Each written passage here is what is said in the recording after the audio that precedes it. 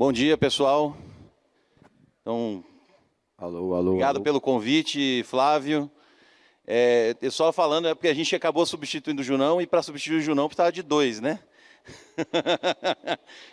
Então, Exatamente, aqui. bom dia, pessoal. Todo mundo firme aí? Forte?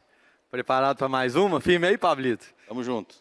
Então, bora lá, vamos falar um pouquinho de liderança, especialmente nesses tempos que a gente estava pensando, né? 2019, a gente já era tempo de falar de mudanças estruturais, questões de tecnologia, né? Que até o Eloy falou bastante aqui há pouco, que são desafios e, ao mesmo tempo, oportunidades, né?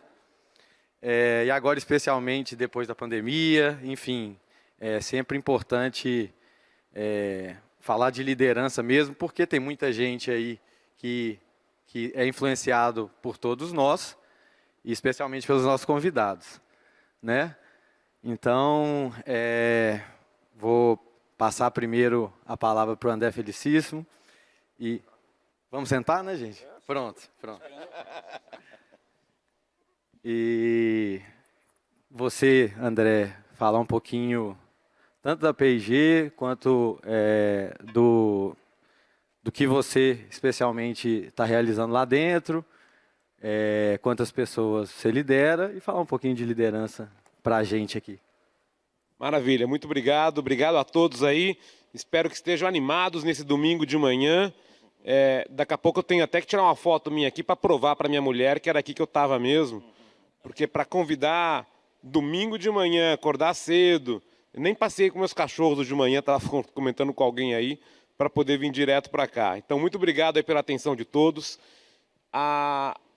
Estou vendo aqui uma molecada, né? Uma Abade jovem, uma Abade que está se preparando para a nova liderança, e é uma oportunidade espetacular para poder falar sobre as habilidades que a gente espera de um novo líder. Porque eu espero que vocês se coloquem o desafio de serem líderes ainda melhores e mais preparados do que as gerações anteriores. Cada geração tem que ter esse alto desafio de ser melhor do que as gerações que vocês estão sucedendo. Vocês que são aí os jovens sucessores. E que delícia estarmos no meio de uma crise. A única constância é a mudança. A única certeza que nós temos aí na vida é que tudo vai mudar o tempo todo. E a maneira como a gente encara, como a gente aproveita cada mudança, cada crise que a gente enfrenta, nos define. Eu acho que eu, como profissional, eu tenho 28 anos de P&G. Alguns de vocês já me conhecem esse tempo todo. Alguns aqui já estavam dentro trabalhando com a P&G quando eu comecei lá em 93. E quando eu analiso a minha formação como profissional e quem eu sou hoje, eu sou quem eu sou graças às crises que enfrentei, graças às mudanças que eu fui obrigado a fazer. Quando a gente não tem até uma crise, tem um líder do varejo que um dia, conversando com ele, me falou: André, quando não tem uma crise, eu invento uma crise. Então, a crise te motiva, ela te faz fazer coisas diferentes. Começamos pela crise da pandemia, e, óbvio, temos que lamentar muito toda a parte da saúde, das pessoas que nós perdemos durante a pandemia. Essa foi a parte triste e irrecuperável da pandemia. Porém, tem a parte bonita, que é de ter aprendido algo completamente novo, que nós não sabíamos. E graças a essa pandemia, nós vimos que a nossa capacidade de aprender é muito maior do que a que nós mesmos sabíamos. De repente, estávamos todos no escritório, do escritório fomos para casa, de repente estávamos no mundo virtual, de repente estávamos atendendo os clientes de maneira virtual, e tudo continuou fluindo. Então, isto nós não podemos deixar passar. Não o mundo virtual, mas a capacidade de aprender rápido, a capacidade de reagir rápido a um estímulo externo. Quanto mais a gente tiver essa gana, essa vontade, essa garra de aprender algo novo, mais a gente vai se preparar para a liderança que o mercado espera. Vou deixar os meus colegas aqui se apresentarem, mas fecho com a provocação que eu vou querer dar mais uma penetrada, que é as habilidades que a gente espera desse novo líder, que eu resumo em 3 letrinhas, que eu falo que é o líder da nova era. E eu uso a palavra era para falar das 3 características que eu acho mais importantes: empatia, resiliência e atitude. Empatia, resiliência, atitude. O líder que consegue encarar isto com a mesma força que encara a capacidade estratégica de liderar, de financeira, analítica, se ele tiver empatia, resiliência e atitude, será um líder muito mais completo, o líder que a gente espera. Show de bola. Muito bacana. Eu estou curioso para ver essa segunda parte para ouvir. Kiko, conta um pouquinho para a gente aí como é que é a tua operação, quantas pessoas, né? E como é que você enxerga todo esse cenário de incertezas aí? Primeiro, bom dia, né, para todo mundo aí. Antes dei uma de intruso aí no outro assunto aí. Mas esse ambiente é mais jovem, então quanto mais descontraído, melhor, né? Eu queria vir de camiseta, a Ieda não me deixou.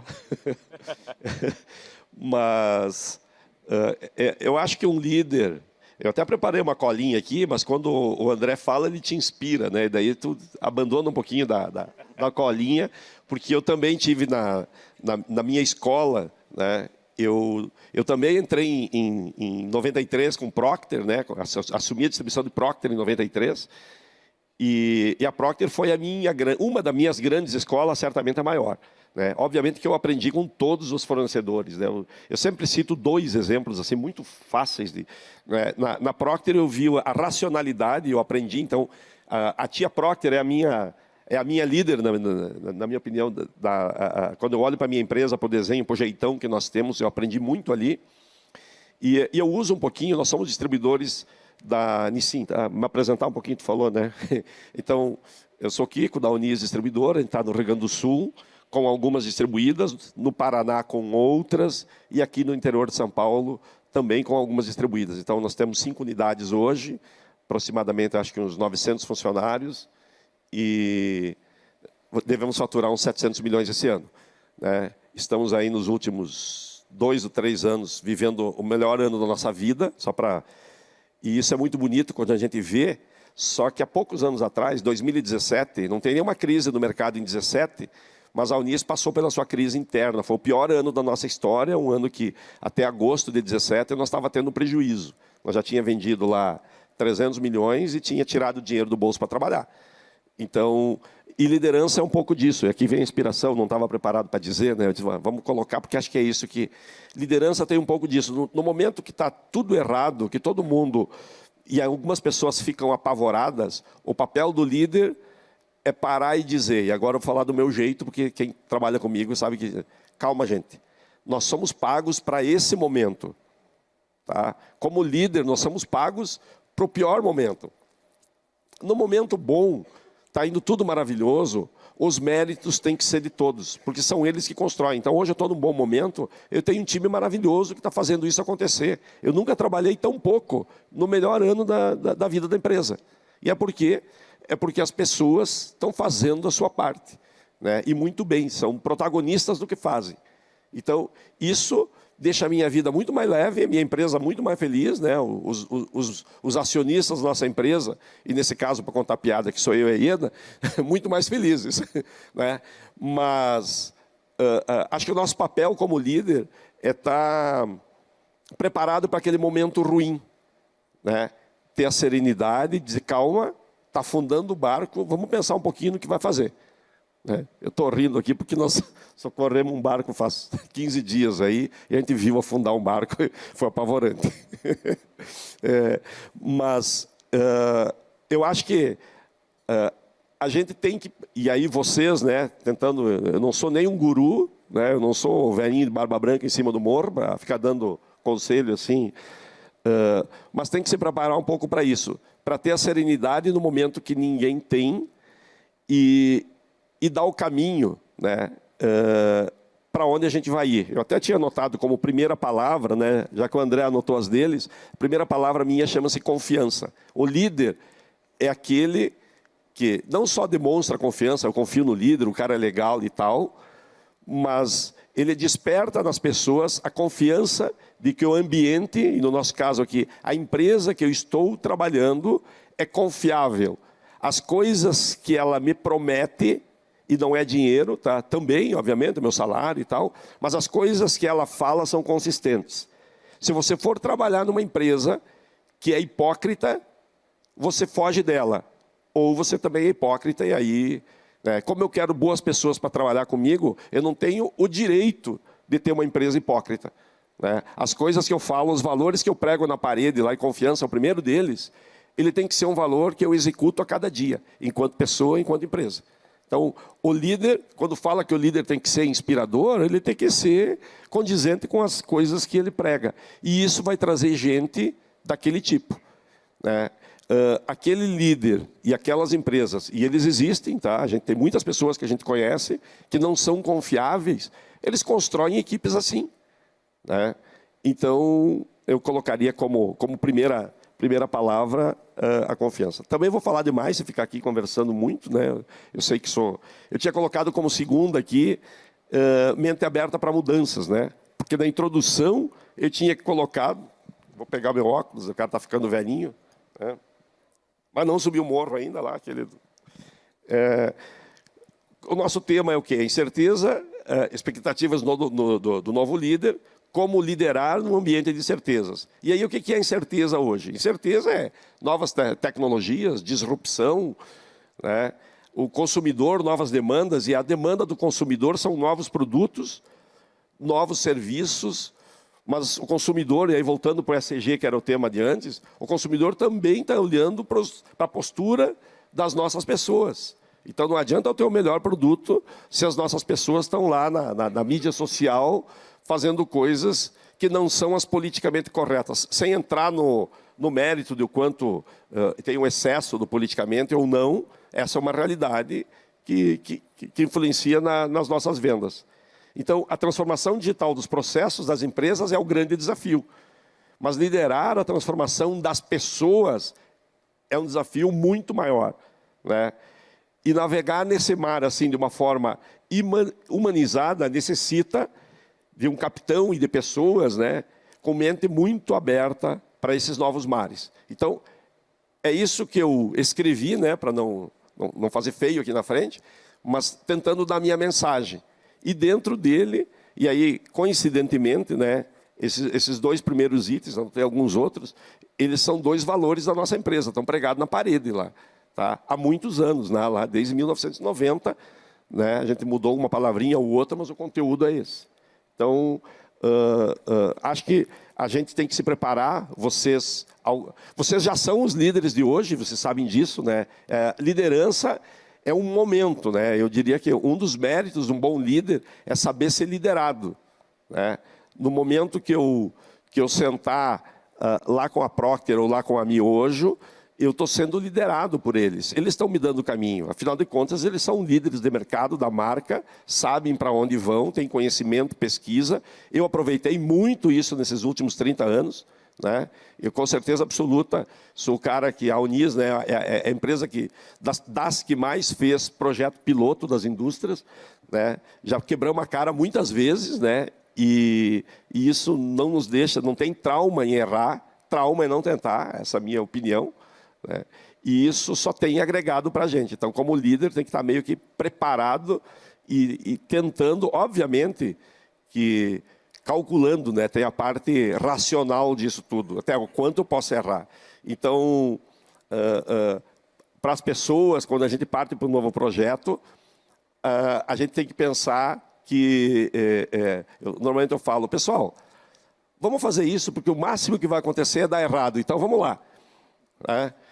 Só que, obviamente, eu tenho minha parte racional que já calculou o quanto eu posso errar, o quanto pode dar errado, ninguém se atira de cabeça num negócio que vai se quebrar. Né? Mas tem que brincar um pouco com essas possibilidades de erro. Então, falei demais. Ótimo, está perfeito.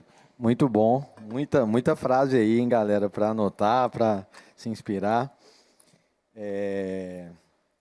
Falar então um pouquinho, Eloy, também da sua perspectiva, e depois a gente roda o papo. Tá bom. Vamos lá. Bem, falar um pouquinho... eu fiquei super feliz quando vocês me convidaram para o painel, porque, apesar de gostar muito de tecnologia, acho que tem poucas coisas que eu gosto tanto quanto liderança. Liderança é um assunto que eu fico apaixonado, porque é como a gente consegue fazer as grandes coisas, né?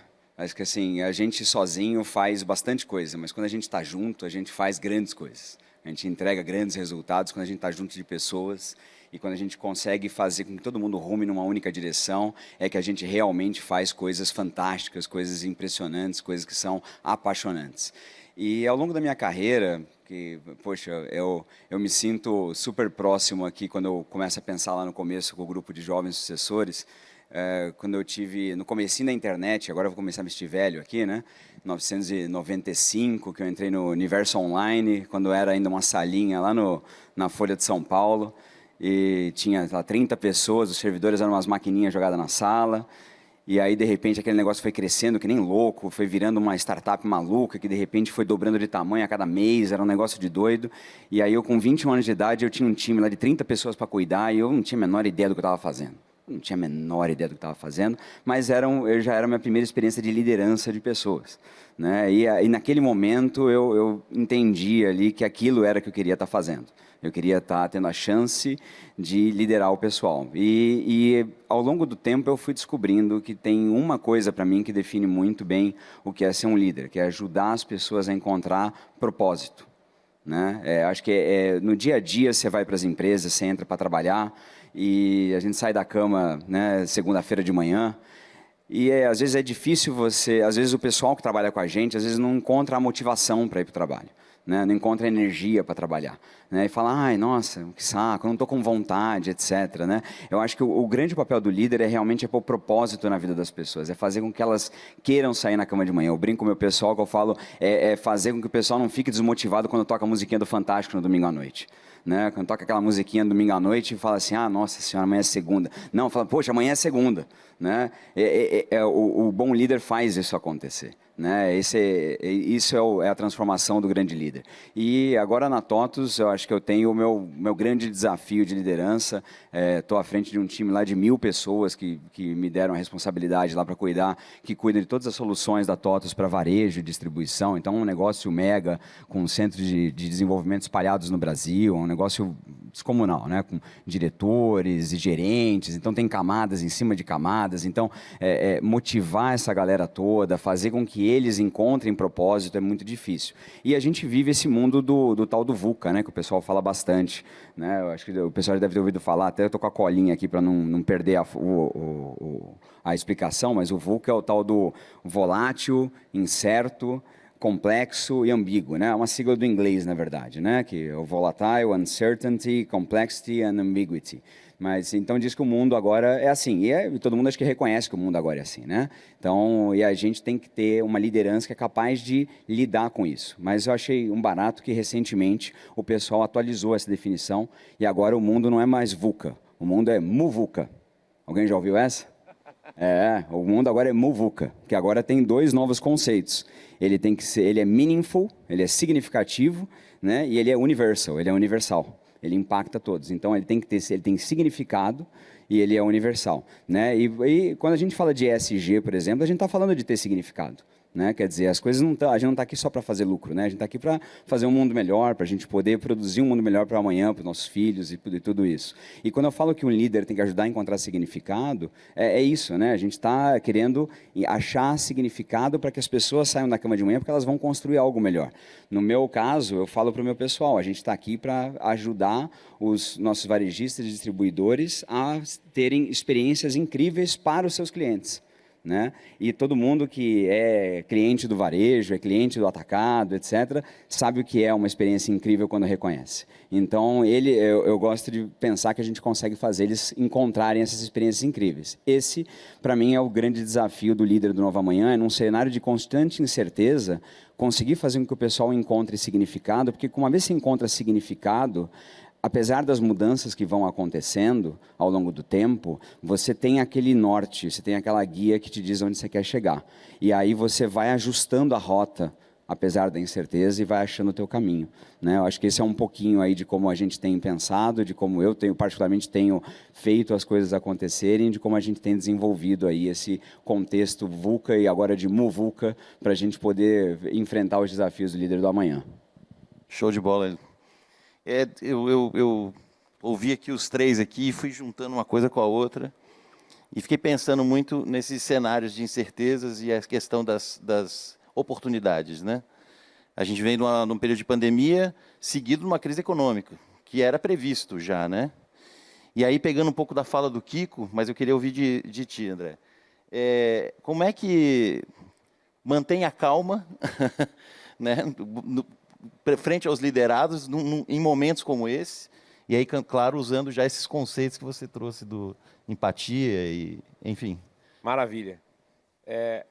E eu acho que isso que foi comentado, você acabou de falar da segunda crise, né? Primeiro foi a crise da saúde e agora a crise econômica. Né? E isso exige uma redefinição de o que é sucesso. Algo que eu tenho falado bastante com a minha equipe e bastante com alguns de vocês. Hoje, é muito fácil celebrar, por exemplo, recorde de sellout. Tenho certeza que muitos de vocês aqui que estão já trabalhando nas suas empresas devem lembrar de e-mails que vocês recebem. Ah, olha que legal, recorde de sellout. Gente, com inflação de 10%, recorde de sellout tem que acontecer todos os dias. É obrigação. Vai perguntar para o pessoal da Argentina, que tem inflação de 40%, se recorde de sellout significa alguma coisa. Significa nada. Recorde de sellout significa que você, pelo menos, sabe que você não fechou sua empresa, que você não fechou o negócio, né? Então, o que é sucesso? Como definir? Quais são as medidas corretas para você conseguir medir sucesso? Não vou eu definir aqui, mas tenho a certeza que recorde de sellout não é suficiente. Talvez duplo dígito, talvez crescer 2 pontos acima do mercado, ganhar participação de mercado, crescer o mercado em volume e em cima disso a inflação, não sei. Sei que não é só recorde de sellout. Olha o número que o Eloy mostrou, né, do crescimento até do setor, que era de 5 e poucos por cento. A inflação 5%. 6,5% do setor, 5% da inflação. Isso, e 6,5% da inflação. Quer dizer, ali era 1,5%. Né? E agora, que a inflação é 10%? E quem tem um negócio mais focado em alimento, que a inflação é 20%? Como que fica esse critério de sucesso? Quem cresceu 10%, caiu 10%. Tem que estar desesperado, o seu negócio vai afundar. Então, como definir sucesso? E aí, como é que tem que ser esse líder que não vai ficar só criando desespero, né? E vai ser um líder que vai inspirar. Por isso que eu começo pela empatia. E se me permitem, eu vou contar uma historinha aqui. Uma historinha que eu aprendi numa das grandes oportunidades. Eu acho que todos nós temos que estar o tempo todo querendo aprender. E dentro da P&G eu tive a sorte de trabalhar numa empresa que sempre investiu no meu treinamento, na minha capacitação. E eu sei que sempre que aparece uma oportunidade, um novo treinamento, um college, eu vou, porque eu tenho fome de estar querendo aprender algo novo. E uma das oportunidades que me deram foi fazer um treinamento em West Point. Vocês sabem o que é West Point? É uma academia que fica próximo a Nova York, na qual são treinados os Mariners, que são os militares mais capacitados do mundo. Se um dia vocês quiserem entrar numa guerra, por favor, evitem encontrar esses benditos Mariners. É que nem aquele dos 300 de Esparta, né? Que são 300 contra não sei quantas dezenas de milhares, né? Esses são 300 Mariners, garanto que eles vão ganhar. Então, a gente foi lá para aprender com eles. E nesse treinamento, nós fomos treinados por vários coronéis de West Point. E uma característica interessante, cada líder de West Point, ele é um líder em 2 áreas. Ele tem que ser um líder militar. Então, eu fui treinado por pessoas que estavam na guerra do Afeganistão, na guerra do Iraque, e eles têm que ter pelo menos 2 PhDs. Um PhD, por exemplo, em Sociologia e um PhD em Ciências Naturais. Imagina o calibre dos líderes que você encontra lá. O cara estava no Afeganistão, nas trincheiras, nas montanhas, tentando achar o Bin Laden e, por outro lado, estudando doutorado de sociologia. Então, a gente acha que quando colocam a gente em treinamento, nossa, já sei tanto. Imagina o nível desse cara. E um deles me deu um treinamento que eu nunca vou esquecer. Ele contou uma história real sobre algo que aconteceu numa guerra. Eu não me lembro agora qual era essa guerra. Mas convidaram um grupo de tarefa para ir ajudar os soldados que estavam perdendo a guerra. Então chamaram um task force, um grupo tarefa que iria de helicóptero chegar lá e fortalecer aquele grupo. Quando chegaram, esse grupo era liderado por um líder que era muito incompleto. Ele era extremamente competente naquilo que ele fazia, sabia a arma a usar, sabia por onde atacar, os flancos, se devia subir a montanha ou ir pelo lado, se deviam se dividir em 3 grupos. O cara sabia tudo sobre estratégia de guerra. Porém, era péssimo em liderança, em inteligência emocional. Ele não inspirava a confiança da equipe, algo que o Kiko começou a falar. O que aconteceu? Quando esse grupo tarefa chegou na montanha para ajudar os soldados, começou um incêndio naquela floresta. Um incêndio muito forte e com um vento muito pesado, que começou a destruir a floresta inteira. Nesse momento, a prioridade do grupo deixou de ser ajudar os soldados e passou a ser sobrevivência. Como que eu garanto a minha sobrevivência porque o incêndio está vindo? Aquele líder tinha a capacidade de salvar todo mundo, mas tinha a incapacidade de convencê-los disto. O que aconteceu? E é um caso real que eu estou contando. Todos começaram a correr do fogo, enquanto que esse líder falou, fiquem comigo. E ele começou a criar um mini incêndio. Ele acendeu fogo na mata que estava ao redor deles. Os caras acharam que era um louco e começaram a correr. E ele gritando, fica aqui, vai dar certo, confia. Ninguém confiou, foram embora. E ele estava usando uma técnica de sobrevivência de guerra, que é, se você está vendo um incêndio, queima tudo que está ao seu redor antes que esse incêndio chegue. Porque na hora que ele chegar, ele vai se desviar e vai para outro lado. Ele sobreviveu e toda a equipe dele morreu. Por uma simples falta de confiança na liderança. Adianta criar liderança durante a crise? Adianta, naquele momento, ele começar a falar para todo mundo, fica comigo, confia, eu estou aqui para cuidar de vocês. Não, porque ela não foi estabelecida antes. Então, a principal dica que eu posso dar, pensando na sua pergunta, é cria a liderança de confiança antes da crise. Claro que dá para tentar criar durante, mas cria antes, porque vai ser muito mais difícil criar durante a crise. Tenha a empatia, escute os problemas da sua equipe, esteja perto deles, não contra-argumente. Quando alguém te fala que está se sentindo mal, quando alguém te fala que, ô chefe, naquela reunião você foi muito direto, você foi muito pesado, você foi muito negativo. Não contra-argumenta nesse momento.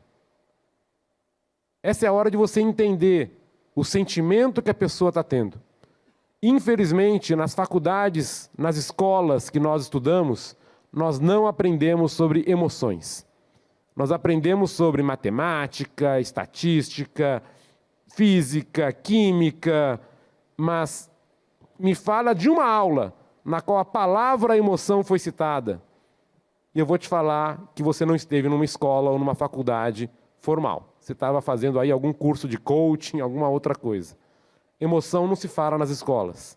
Mas aquele que não sabe interpretar a emoção da sua equipe e conseguir se sentir no lugar deles e transmitir que entendeu como que cada um está, não vai conseguir liderar essa equipe durante uma crise. E, para fechar, eu lidero uma equipe de vendas. A maioria aqui depende de uma equipe de vendas. Qual que é uma característica da equipe de vendas que difere ela de qualquer outra equipe, de qualquer outro tipo de profissional? Ele está longe. Na fábrica, os operários da fábrica estão do nosso lado. Você consegue pegar eles todo dia e falar o que tem que ser feito. Você aperta o parafuso, você faz aquela linha rodar mais rápido, você vai cuidar daquela matéria-prima.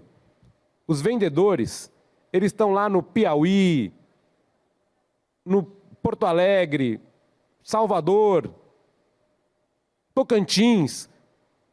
Como que você vai liderar essa equipe? Eles não vão fazer o que você quer só porque você está dando a instrução ou porque você está mandando. Eles têm que conseguir, você tem que conseguir que eles façam o que você quer, porque eles querem fazer aquilo que você pede. Se você depender da ordem, da autoridade, das faixinhas no ombro, não vai servir para nada. Muito legal. Estou escutando o seu caso e pensando assim, dois cernes assim que a gente entende, né? Acredito mas que são muito importantes, né? Você está na P&G desde 93, né? E a P&G investiu em você em treinamento, ou seja, fizeram um recrutamento estratégico. Você há 28 anos na empresa e depois investiram em treinamento para você replicar para quantas pessoas você, né, lidera. E isso repercute há tanto tempo, né? Isso é uma reflexão. Você até pediu para falar quem é a P&G, eu espero que vocês saibam, gente, quem é a P&G. A gente vende Pantene, Gillette, Pampers.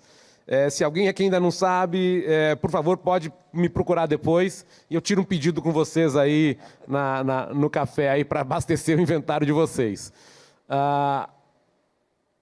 P&G tem uma característica. É algo que em inglês a gente chama promotion from within, que é promoção de dentro.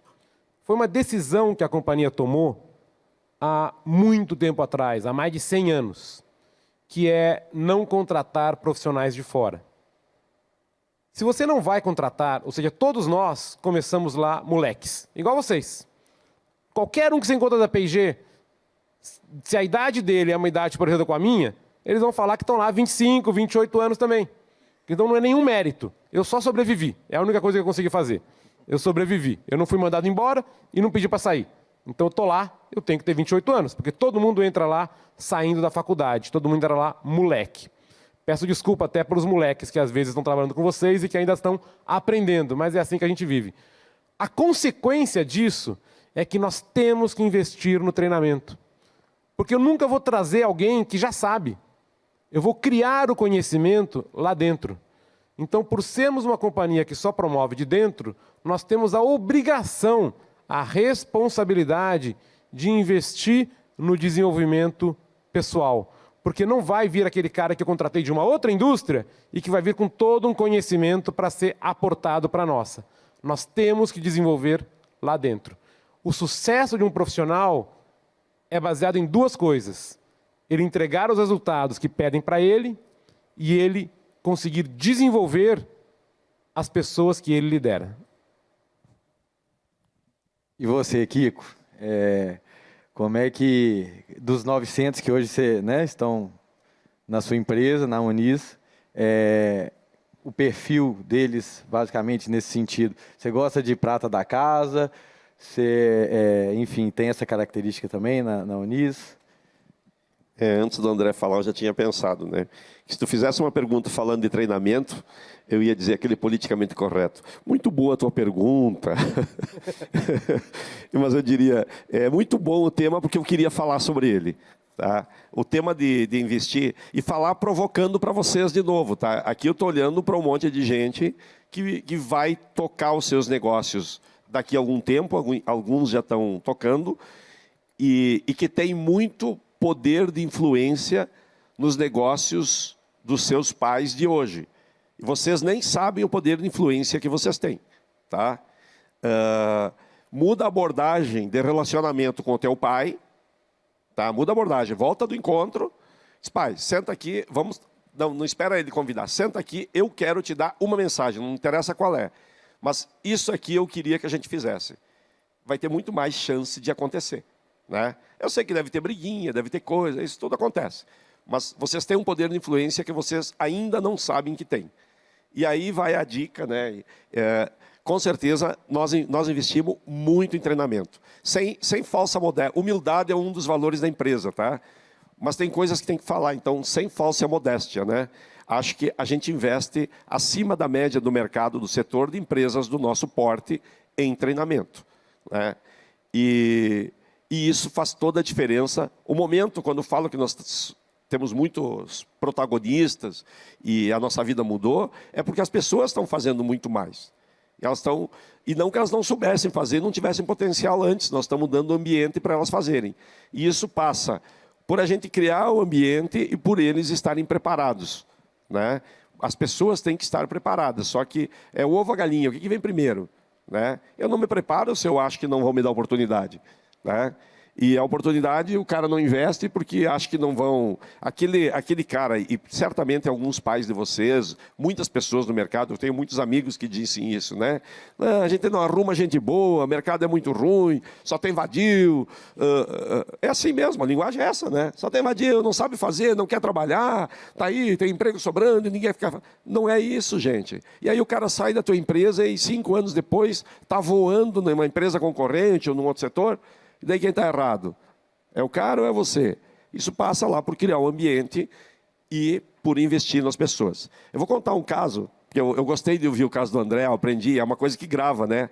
Daqui a 10 anos, eu tenho certeza que muitos de nós vão lembrar desse caso que o André falou. Eu vou contar um caso que aconteceu há 15 dias na empresa. Nós estamos chegando no final do ano, eu não sei como é que está as vendas de todo mundo, nós estamos voando esse ano, está muito bom, legal, mas o mês de outubro... a gente sentiu um pouquinho. O pacing da entrada de pedidos da empresa ficou mais para o final do mês. Né? Isso é uma verdade, mercado. E a gente sentiu isso. Uhum. Quando fica mais para o final do mês, a gente atrapalha a logística, porque vende mais na última semana, atrapalha o bolso, porque acabam dando uns descontinhos a mais para conseguir entregar o mês. É ruim, mexe na margem. E quando a gente entrou no mês de novembro, né, a gente disse, cara, vai ser pior que outubro. Né? E aí alguém da minha turma, protagonista, um diretor protagonista, que eu admiro muito, colocou no nosso grupo, nós temos um grupo gestor lá no nosso comitê, dizendo lá pelo dia 10 de novembro, foi por aí. Olha, pessoal, nós estamos chegando para o final do ano, o ano já terminou, nós já não temos mais agenda para nada, estamos fazendo objetivo para o ano que vem, estamos entregando o resultado, temos que entregar novembro, temos que entregar dezembro, o bicho está mais difícil de entregar o número do que era, e venda sempre, nós somos uma empresa comercial, né? Daí, dá um parênteses aqui, cuidado com as empresas de vocês, tá? Coloque mais do que 70% das pessoas do envolvimento do negócio no que gera caixa, no que gera dinheiro. No nosso caso, nós somos comerciais, então nós temos que botar a grana e o esforço no que gera, não podemos esquecer as outras áreas, mas é no que gera caixa. Cuidado para não ter um background muito grande, 50% das pessoas no escritório, que custa muito caro esse negócio, né? E aí, só terminando, porque eu falo demais, só terminando. Fica à vontade. Ainda mais com esses resultados aí. Esse exemplo, né? Aí a pessoa colocou no grupo, pessoal, vamos suspender todos os treinamentos que nós temos até dezembro, tá? Porque nós não podemos tirar ninguém do campo, mesmo que seja online, vai tirar 2 horas aqui, 3 horas ali, tá. E aí, só botando um exemplo até de liderança de gestor, eu sou gestor dessa pessoa. No privado, eu passei para ele, né, para essa pessoa, disse, olha, acho que parabéns pela observação, muito boa, porque é uma observação importante, nós precisamos vender até o final do ano, entregar número, senão o fornecedor não vai gostar, se nós não entregar, e nós temos que vender. Porém, daí vai outra verdade, todos os excessos são prejudiciais à nossa vida, todos. Tá? O excesso de trabalho é prejudicial, o excesso de falta é prejudicial. O excesso de igreja é prejudicial porque o cara vira fanático. A falta talvez também. O excesso de dinheiro é prejudicial. A falta, todos os excessos, todas as pontas de tudo na nossa vida, então a gente tem que estar equilibrado. E nesse caso, ele disse, ó, o excesso da tua ideia vai fazer mal também. Então, só preparei o espírito dele e não falei nada no grupo. Obviamente que a gerente de RH do nosso grupo se pronunciou com ele e já se entendeu. Aí que eu falo que é protagonismo. Eu não fiz nada na empresa. Aí que cada vez eu trabalho menos. Né? Por quê? Porque o próprio comitê se organizou, vai cortar algumas coisas que tirariam o pessoal do campo a mais e tem coisas que não dá para a gente tirar. Nós estamos lá desenvolvendo o gestor do futuro, que é o supervisor do ano que vem, o gerente do ano que vem. Como é que vai parar se nós já estamos há 10 meses fazendo o encontro? Né? Quer falar, André? Sim, um comentário sobre o que o Kiko falou, porque eu sou testemunha do que ele está contando. E eu já repeti isso com ele várias vezes, não vai ser surpresa. Eu lembro direitinho, lá para 2006, 2007, uma reunião que eu fiz lá na Unis, na qual o Kiko me trouxe para apresentar a diretora de RH. Não lembro o nome dela, Kiko. Márcia. Márcia, a diretora de RH. Foi a primeira vez que uma empresa do ramo de vocês, Atacado e Distribuidores, me apresentou um profissional de RH. Foi a primeira empresa que eu vi olhar para os profissionais de RH não como controle de pessoal, não como quem está ali para garantir que a gente cumpra a lei, que pague os impostos, que pague direitinho, que recolha o FGTS, mas com alguém que está ali para capacitar as pessoas e para se preocupar com o ambiente corporativo, o ambiente que eles estão inseridos. E eu acho que é realmente palmas para o Kiko, porque ele foi realmente a primeira empresa do ramo atacado distribuidor que eu vi criar essa área de RH. Se ele está contando isso aqui agora, é porque ele teve essa visão lá no passado. Palmas não para mim, né? Para a Márcia, então, que é nossa gerente de RH, e para as pessoas que fazem o nosso RH lá. E eu diria, já naquela época, então, a gente separou, né? Obviamente que hoje é muito claro isso para todo mundo, né? RH e DP são coisas diferentes, o DP é o administrativo que cuida, e o RH, então, é o pessoal que cuida do RH. E já há uns 3 anos para cá, e de novo com o conhecimento dela, e daí até pegando o teu gancho, né? A Márcia acabou de fazer um mestrado, então é nossa gerente, está aí com nós há muitos anos, mas também não para, acabou de fazer um mestrado sobre gestão.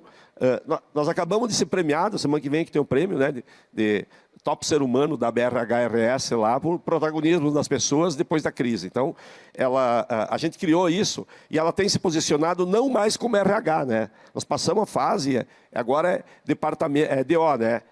Departamento organizacional. Então, tem que pensar todas as pessoas dentro da organização e a organização como ambiente para as pessoas. Assim. Então, uma coisa até mais ampla.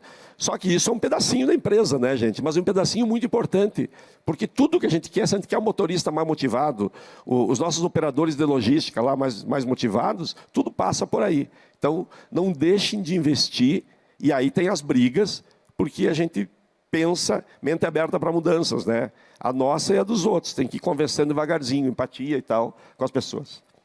Show de bola. Kiko, vou voltar em você agora. Porque a gente fala de sucessão, né? Sucessão, liderança.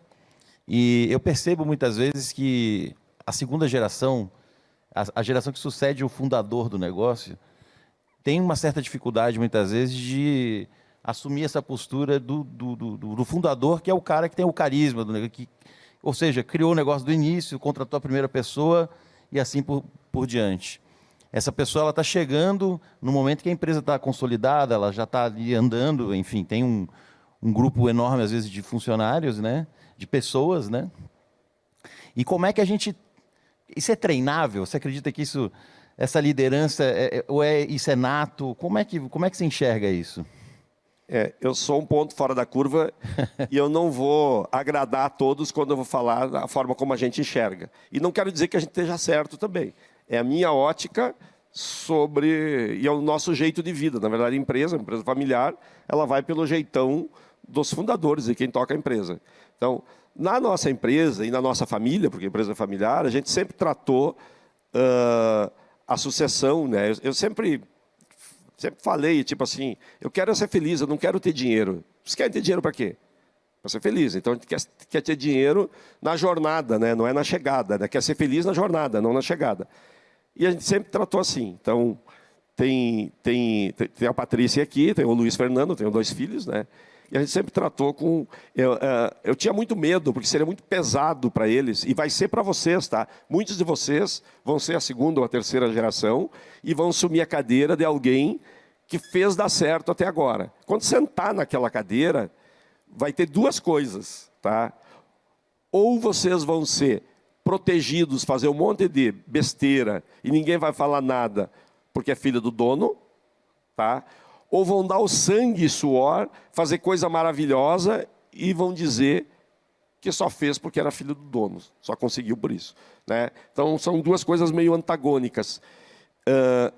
No nosso caso, eu sempre eduquei, né? Eu e a Ieda educamos as crianças para dizer, olha, vocês vão ter aquilo que vocês conquistarem. Como a gente não tem esse apego financeiro meio como família, né, vocês vão ter a vida que vocês conquistarem. Eu sempre pensei que você pode deixar para o filho 100 mil, 1 milhão, 100 milhões, 1 bilhão.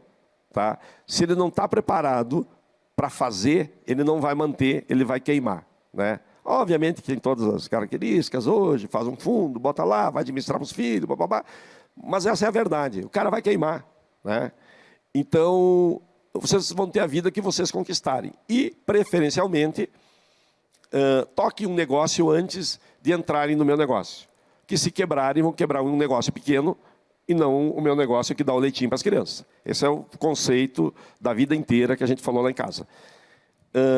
Deu certo o negócio deles, o primeiro negócio já deu certo, estão tocando, estão felizes. Antes disso, eles trabalharam na empresa, como muitos de vocês. A Patrícia, eu lembro que a gente deu uma área com os clientes que não compravam há mais de 90 dias, lá na Biboca, da Rosqueta para a Fuzeta. Nós ficava muito apreensivo, porque eram umas vilas perigosas até, mas faz o filho para o mundo, né? Então tem que deixar. O humano mesmo, né? Hoje, quando a gente fala que a gente tem um diferencial competitivo. Ó, dica para vocês, tá? A gente expede toda a mercadoria da Unis por peso.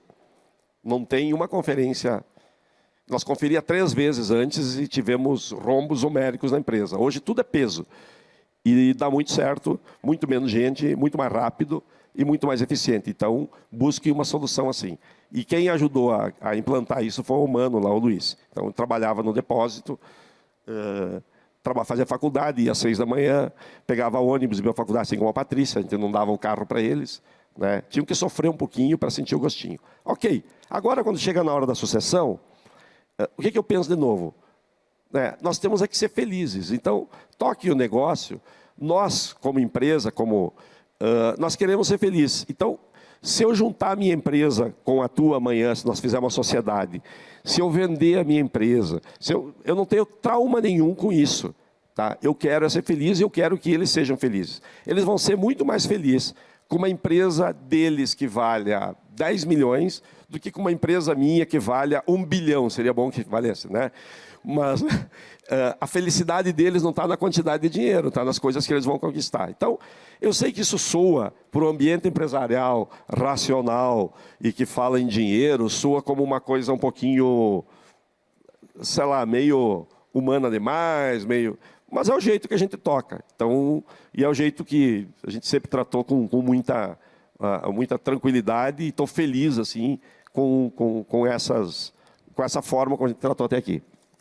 Se eu posso acrescentar alguma coisa aqui, concordo com o que você falou, mas tem 3 palavrinhas que eu adoro para a capacidade de aprender, principalmente quando a gente é jovem, que é mão na massa.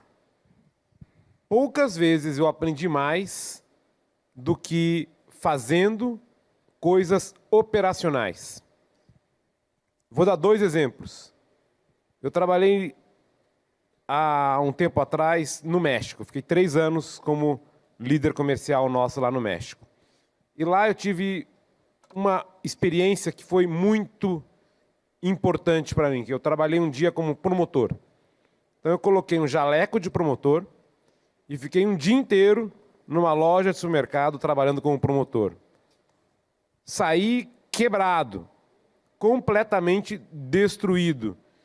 E puto da vida com Gillette. Por quê? Dá muito trabalho colocar naqueles ganchinhos do checkout cada aparelho de barba. E eu sou engenheiro de produção. O engenheiro de produção, ele é treinado para tentar fazer processos mais eficientes. Nós somos treinados para tentar fazer mais com menos. Então eu estava lá no checkout, vou ficar em pé aqui um pouquinho. Eu estava lá no checkout, tinha que colocar, eu trazia as caixas de Gillette do depósito.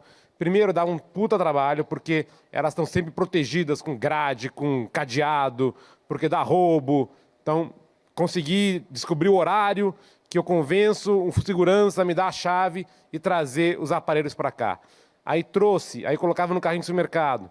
E aí eu tinha que colocar, e dava muito trabalho, porque eu tinha que colocar também uma etiqueta anti-roubo em cada aparelhinho, em cada Mac 3.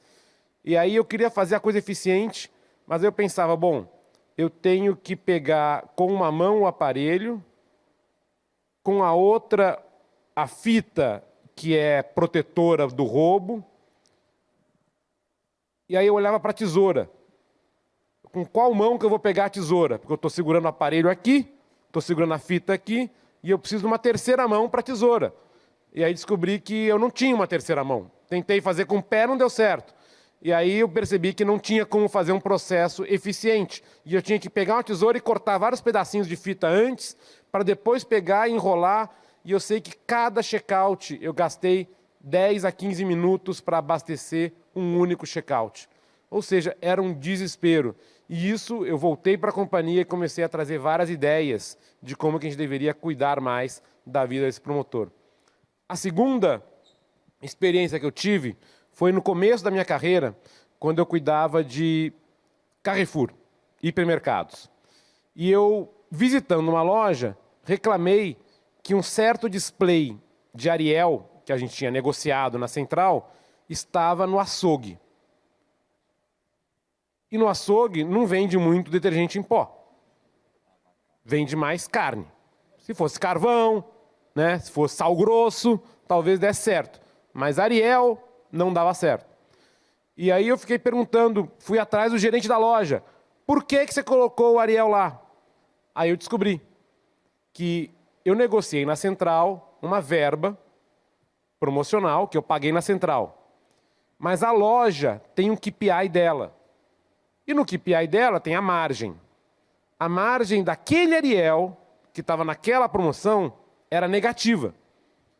Para a empresa Carrefour, era positiva. Porque quando ele olhava aquela negociação que eu fiz na central, ele compensava. E ele fazia uma boa margem.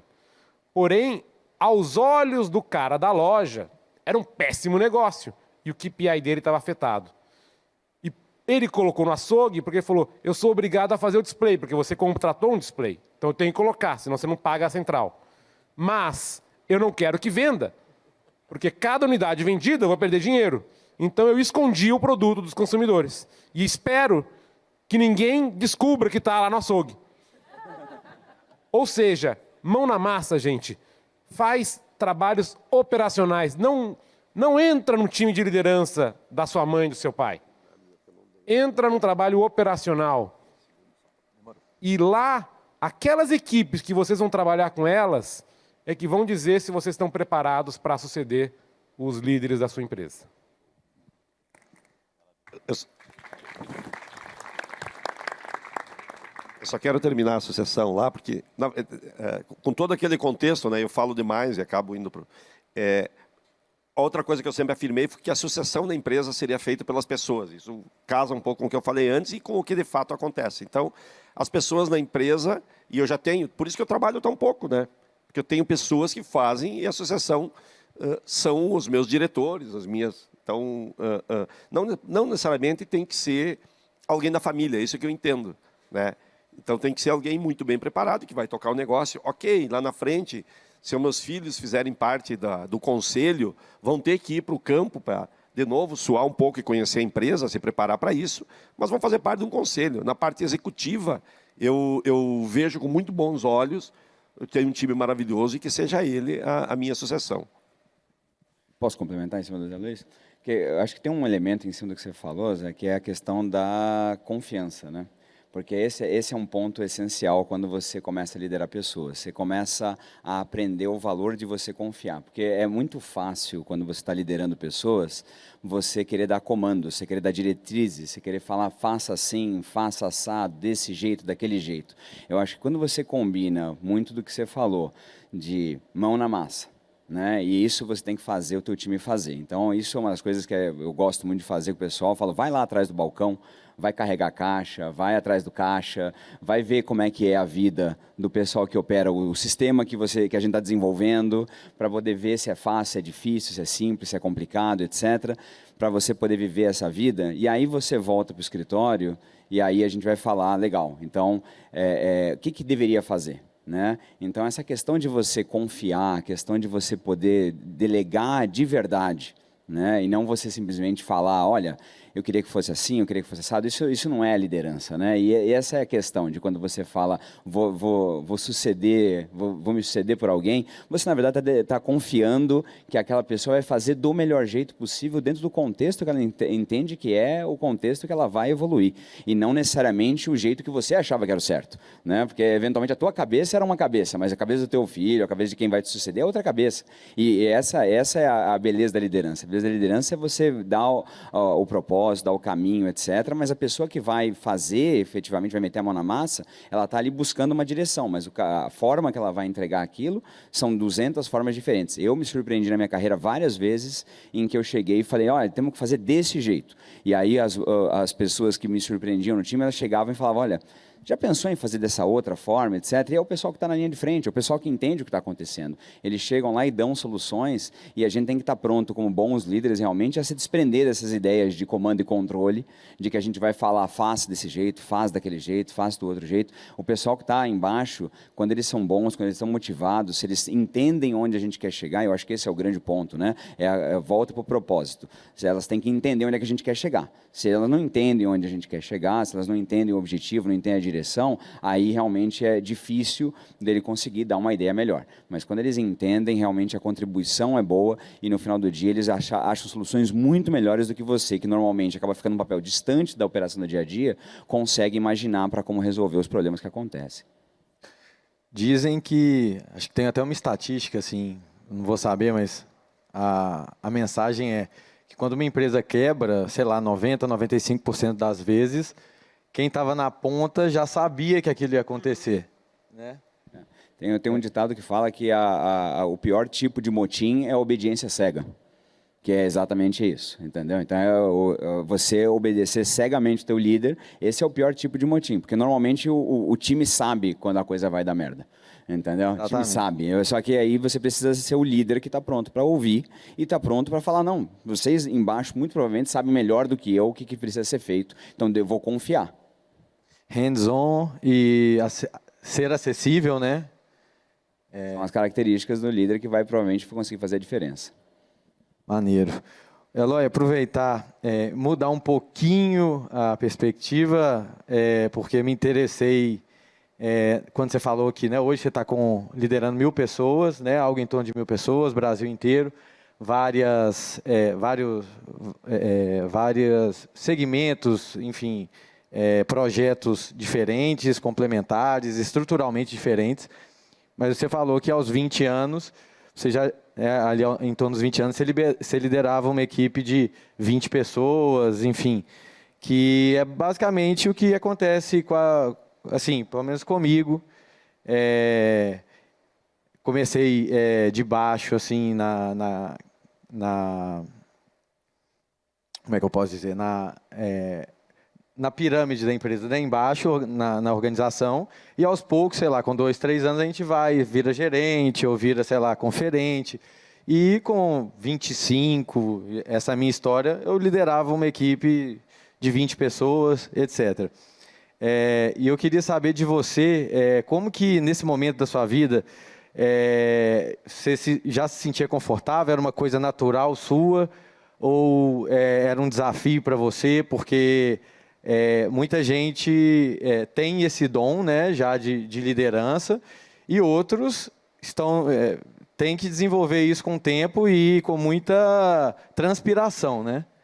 Queria saber como é que foi Olha, nessa época. eu não gosto do conceito de que liderança é uma coisa nata, né? De que é uma coisa que nasce com a pessoa, porque aí você inibe a ideia de que você pode aprender, que você pode desenvolver, que você pode evoluir o conceito de liderança. Eu acho que, como tudo na vida, você desenvolve praticando. E desenvolve fazendo todo dia e fazendo toda hora. A melhor metáfora que eu gosto de usar quando eu explico esse conceito é dirigir um carro. Né? Então, acho que todo mundo aqui, quando aprendeu a dirigir o carro pela primeira vez, sentava no carro, arrumava o espelhinho, ajustava o banco, né? E aí pensava em acelerar e tirar o pé da embreagem. Então, todos os movimentos eram calculadamente pensados aqui na cabeça, etc. Hoje a gente senta no carro, liga e dirige. Né? Então, a gente não pensa em mais nada. Então, hoje é automático, mas não tenha dúvida que nessa época era muito pensado. Né? Então, um pouco mais de facilidade, um pouco menos de facilidade, mas eu acho que naquele momento, sem dúvida, que era muito estranho. Até porque tinha até questões geracionais. Eu era um garoto de 20, 21 anos e eu tinha gente, às vezes, de 30, de 40 no meu time, que olhava para mim e falava: o que esse moleque está me dizendo que eu tenho que fazer? Né? E aí você tem que poder liderar num contexto de abertura, num contexto de transparência, num contexto, então, tá ok, qual é a sua ideia? Né? Fica tranquilo, estamos aqui juntos. Eu não sou melhor do que ninguém, né? E a gente está aqui para resolver um problema. Eu acho que muito do que eu tenho colocado, inclusive para o meu time hoje em dia, é a questão de que a liderança é um papel no time. Ela não é uma pirâmide, né? Ela não é uma hierarquia onde você está no topo e os outros estão embaixo, onde você fala de numa questão vertical, né? Ela pensa no time como uma coisa horizontal, onde você está distribuído horizontalmente e a liderança é um papel a mais desse time, onde alguém precisa ter a responsabilidade de certas tomadas de decisão, um certo accountability em certas coisas, etc. Mas isso não quer dizer que aquela pessoa é melhor ou pior do que ninguém. Então, sempre que eu me coloquei nesse papel, e isso foi um pouco do que eu fui praticando no meu dia a dia, na minha carreira, foi aprendendo com o tempo. Não veio naturalmente. Foi quebrando a cara, foi tentando, foi vivendo no dia a dia com situações difíceis. Situações que me colocaram em situações de conflito e que às vezes eu falava: poxa, o que eu faço aqui? Vezes que eu fiz coisas que eu achei que deu certo, vezes que eu fiz coisas que eu achei que deu errado, e aí eu falei: bom, isso aqui não deu muito certo, guarda no histórico, próxima vez vamos tentar diferente. Aí você vai acumulando essas experiências ao longo do tempo e aí você vai aprendendo para poder fazer melhor. Hoje em dia é mais dirigir um carro, você se sente mais à vontade, as coisas vêm mais naturalmente, mas é fruto de prática e prática e prática. Eu acho que é mais isso que acaba acontecendo ao longo do tempo e acho que acaba todo mundo que está em papel de liderança, acho que consegue correlacionar um pouco com o que eu estou dizendo. Maravilha. Pessoal, resta aqui um pouco menos de 10 minutos. Então eu gostaria de abrir para as perguntas. Se não me engano, o Flávio colocou. Flavinho? A Patrícia foi a Patrícia, primeira. é a Paty? A Paty está com... Pessoal, obrigada, foi muito legal. André, eu adorei o exemplo do incêndio. Eu anotei, vou usar muito, certo. Vocês falaram muito sobre... O Eloy, especialmente, falou muito sobre como liderar é conseguir esclarecer, eu diria, e comunicar diariamente qual é o propósito, né? Como tu diria, Eloy, que a gente pode fazer numa empresa que, diferente da TOTUS, a gente visitou, inclusive, né, faz 2 anos a TOTUS, e eu acho que, não querendo diminuir a dificuldade de criar propósito, mas num ambiente como o da TOTUS, sei lá, o escritório é legal, é tudo muito cool, você falar para a pessoa que ela está trabalhando com propósito fica um pouco mais fácil do que num ambiente de distribuidor, que, como o André falou, a gente tem uma distância física muito grande das nossas equipes de venda. Enfim, até a chance de comunicação é um pouco restrita do gestor com os vendedores, né? Então, sei lá, a maioria deve usar, acredito, o grupo de WhatsApp, daí marca uma call e daí deve ter uma reunião semanal ou mensal, não sei. Como tu sugere que a gente comece a criar um ambiente, mesmo que virtual, mesmo que, né, não fisicamente presente, em que a gente consiga comunicar: é legal trabalhar nessa empresa, a gente tem propósito, a gente está abastecendo o Brasil, sem nós a coisa não vai funcionar, e lembrar nosso vendedor no dia a dia de que ele trabalha com um propósito que é muito legal também. Maravilha. Bem, primeiro, você pode parecer... É tudo uma questão de referência da indústria, né? Então, quando você fala, você vai no prédio da TOTS, você vê que é cool, etc., tem que lembrar que eu estou concorrendo com gente mais cool do que eu, né? Eu estou concorrendo com o Google, com o Facebook, etc. Então, é contra esses caras que eu estou brigando e eu perco o talento todo dia, às vezes, para o cara que acha que a TOTS não é cool o suficiente e aí está indo para gente mais cool ainda. Então, não é tão difícil quanto. E eu diria que, assim, coisas que têm funcionado para a gente, primeiro é co-construir o propósito. Tá? Então, acho que a gente conversar muito e dialogar muito. Então, uma das coisas que a gente tem feito é paradas para reflexão. Então, uma vez a cada 6 meses, a gente senta para bater papo, para conversar aonde estamos, para onde a gente estava querendo chegar, ainda faz sentido aquele lugar que a gente queria chegar, então a gente faz uma reflexão com os níveis mais próximos, o time é muito grande, sem dúvida, né? E aí a gente tenta pedir para eles fazerem e desdobrando essas conversas e verem que tipo de inputs que a gente captura para a gente poder conversar. Parece utópico um pouco, mas esse tipo de coisa ajuda muito ao pessoal se sentir participativo e dono do propósito. Porque o propósito ditado de cima para baixo também começa a aparecer também em comando e controle. Mesmo quando o propósito é nobre, mesmo quando o propósito é legal, etc., as pessoas elas querem ser parte da construção do propósito também. Então, a gente para uma vez por ano, uma vez a cada 6 meses, para a gente parar e revisar e requalificar se o propósito ainda faz sentido, se a direção que a gente está indo faz sentido, e a gente revisa isso. A gente fez, semana passada, a gente teve reunião de planejamento estratégico, que é exatamente isso. A gente para pensar, mas a reunião de planejamento estratégico, ela não é tipo metas e números. Ela é realmente direção, propósito, onde é que a gente está indo. Aí, a partir disso, isso é a fundação para a gente poder chegar, assim, metas, números, etc. e tal. E aí todo mundo se sente participando um pouco disso. E aí a outra coisa é frequência. A outra coisa que eu diria para você é frequência, é falar o tempo todo. Então, eu tenho uma reunião, por exemplo, mensal que eu faço, que é uma live com o time todo, que todas as 1000 pessoas são convidadas a participar todo mês.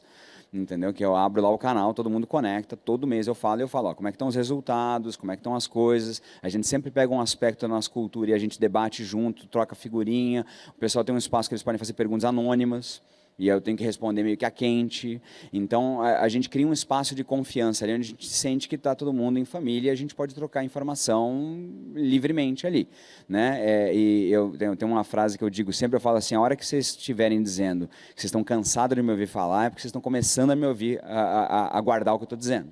Né? E comunicação é isso, é repetição, repetição, repetição, repetição, repetição. Então, você tem que falar muitas e muitas vezes. Então, para você fazer o pessoal entender um propósito também, mesmo porque num time de 1000 pessoas, você não consegue engajar todo mundo na construção desse propósito, você engaja até um certo nível. Uma hora que esse propósito é definido, para que todo mundo entenda esse propósito, malhar aquela conversa e repetir muitas e muitas vezes. Não adianta fazer uma reunião e publicar um e-mail e achar que todo mundo agora sabe qual é o propósito da empresa. Não adianta. Você tem que falar. Aí o pessoal, nossa, só fala disso, né? Ah, então agora você está me ouvindo. É isso que eu falo para o pessoal o tempo todo. Baita dica. Maravilha. Alguma pergunta? Alguém mais com alguma pergunta? A última, Flavinho está sinalizando aqui, porque tenho... 3 minutos ainda, pô. Não, o Flavinho já está tesourando ali, até depois da visita técnica, né? Eu acho que já foi até exposto algumas cerimônias, né, que como líderes vocês fazem, mas a minha pergunta é isso, como na prática, não sei, cerimônias, reuniões, alguns rituais que vocês como líderes fazem com o time de vocês, né, para justamente conseguir sentir como que eles estão, ou até repassar, né, objetivos, propósitos. Então, no dia a dia ali, semanalmente, mensalmente, vocês têm alguma cerimônia, algum ritual que frequentemente vocês fazem para manter esse contato próximo e o time ali bem alinhado? Eu gostaria de passar duas mensagens, pensando nisso. A primeira é o desafio do mundo virtual. A gente tem que tomar muito cuidado com o conforto que nós estamos criando com o mundo virtual. Nós estamos nos iludindo que a gente vai poder passar o resto da vida ganhando tanto quanto a gente ganhava antes, fazendo menos esforço, sem sair de casa. O mundo virtual, ele foi muito eficiente e ele veio para ficar. ele vai fazer parte das nossas vidas. Porém, ele tem um desafio muito grande, que é, ele é ótimo para você manter um relacionamento. Ele é péssimo para você criar. Nós já estamos há 2 anos no mundo virtual. Quantas pessoas entraram nas nossas empresas no mundo virtual e nunca encontraram o seu superior, os seus colegas? Clientes novos que nós fizemos, fornecedores novos, relacionamentos novos. O mundo virtual não vai ser capaz de fazer com que esses novos relacionamentos tenham a mesma qualidade do que aqueles que nós tínhamos antes. E isso vale para a equipe. Eu adoro uma frase que fala: aquilo que você faz grita tão alto que eu não escuto o que você diz. Nós temos que permear a nossa organização com a atitude, com a cultura que nós queremos, tomando cuidado para que em cada decisão nossa a gente seja congruente, consistente com essa visão. Não adianta eu colocar no muro uma missão que fala respeito ao próximo e na hora que alguém me falar que a colega está grávida, eu pensar, nossa, 4 meses de licença maternidade, não vou poder promover ela. Não, promove ela agora, antes da licença maternidade. Se você não fizer isso, qual é a mensagem que você vai passar para a sua organização? Então, aquilo que você faz grita tão alto que as pessoas não escutam o que você diz. Cuidem de estar presente. Eu estou muito preocupado com isso, eu não consigo liderar à distância com a mesma qualidade que eu lidero presencialmente. Então, já estou começando a fazer a minha agenda para voltar a rodar o Brasil, porque a minha equipe tem que me ver e ver que nas pequenas coisas, nas pequenas atitudes, elas vão ver consistência com aquilo que a gente diz que é o certo, com aquilo que a gente diz que elas devem procurar. E fechando, né, na rotina que você falou, eu acho que hoje essa rotina é de muito contato, como disse o Eloy, de fazer frequência de contato. Mas essa frequência ela vai ter que ser adicionada, melhorada com a frequência física. Se vocês não se esforçarem a sair, e eu sei que muitos já estão fazendo isso, né? Mas não se acomodar em ficar só no virtual e ir fisicamente fazer este contato para envolver as pessoas.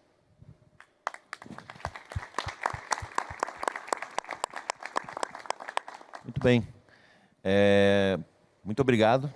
Obrigado pelo... Muito bacana. Assim, a gente sai com a cabeça fervilhando de ideias e de mais perguntas até talvez. Mas, infelizmente, o nosso tempo se encerrou. Muito obrigado mais uma vez. Kiko. Obrigado a vocês. André, Eloy. Muito obrigado. E é isso aí. Obrigado. Foi um prazer. Obrigado, gente. Valeu. Valeu. Valeu.